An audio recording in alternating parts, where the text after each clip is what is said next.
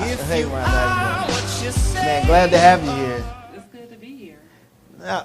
Now, first of all, let them know your title at the newspaper. Okay, I am a general assignment reporter, and that means that I will write about anything. Right.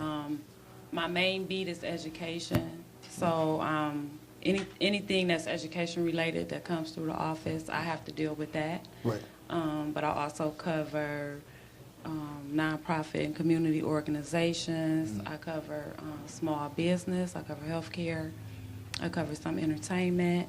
My passion is I do a weekly literary column. It hasn't been appearing that much over the last couple of weeks because we've been dealing with so many different issues. But I do a weekly literary column called The Inkwell, and it was implemented about 2 years ago. And in that, I interview authors. I do book reviews. I give advice to writers. Right. And so it's just all things literary type of space in the newspaper.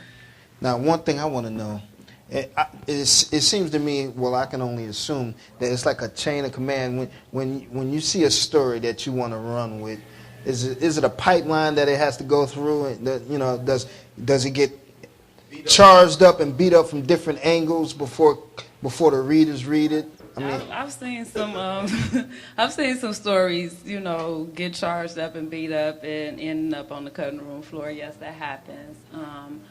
A lot of what I write don't go through that process. Tell it like it is, huh? Because I write a lot about positive things in the community. Right. So I'm usually, anything that I'm writing is uplifting. Let me ask you, when you speak on policy, or government policy, or state policy, or citywide policy, do you feel any pressure from those sources to write it in a manner that begs of them to be, put in a certain light? Do you ever, face that type of pressure? No, I never had that kind of pressure because I write the truth. I write what you tell me, so I just give the facts, and I leave it up to the reader to make a decision. So I never write from a biased perspective, especially when it's dealing with policy and politics, because you have to be neutral when you write about those kinds of things. Right. So if I'm interviewing somebody, I write what they tell me, and so you can't come back and say, that you swayed it because it was what they said. Well, we all know that sensationalism sells a lot of newspapers and books, reading material, basically. So, be it that's the case, how hard is it to stay away, or, you may want to use it sometimes, but how hard is it to stay away from sensationalism and getting your feelings involved in your writing?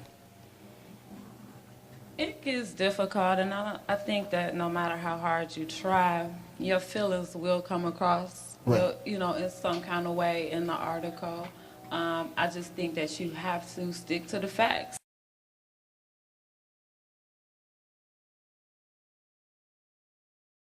Is there any one instance or any one article where you look back and I know you were proud of all your work, but something that stood out to you in your body of work as far as your columns and things are concerned? One of the biggest stories that stood out to me that I probably is most proud of is I had the opportunity to interview a Chief Justice from South Africa.